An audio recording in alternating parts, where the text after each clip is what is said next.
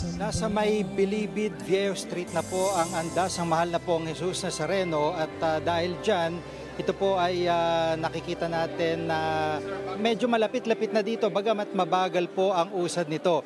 Kanina isang indikasyon na malapit na dito sa Quiapo Church, itong andas ay yung pagpwesto po ng mga volunteers, yung mga ihos dito na sila po yung mag-coordinate para maging maayos yung pasok ng andas sa loob ng simbahan. Nagpe-prepare na po sila.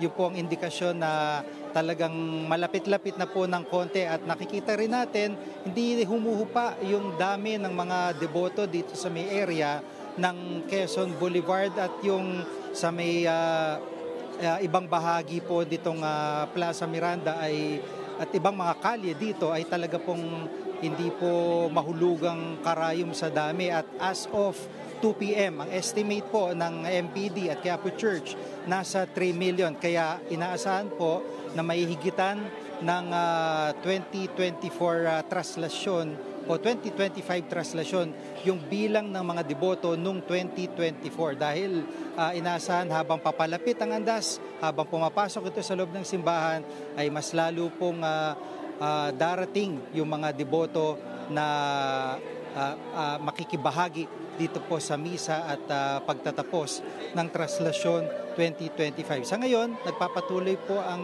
misa dito at ito ay hanggang mamaya pa, alas 11 ng gabi ang pinakahuling misa dito po sa Quiapo Church.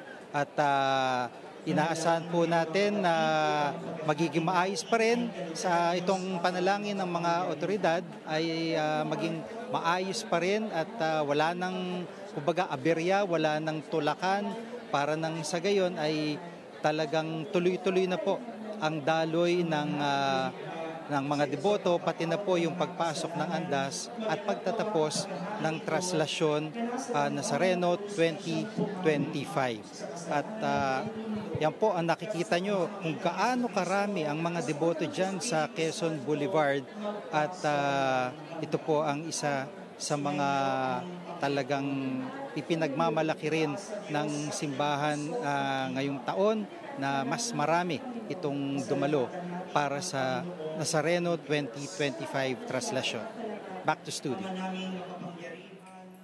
Alright, maraming salamat sa iyo, Jiggy. At kitang-kita natin talaga yung dagsa. Sabi nga nila, malaalagpasan pa yung mahigit 6 na milyon na deboto noong 2024. Parang taon-taon na lang, no? Nadadagdagan pa na nagdadagdagan.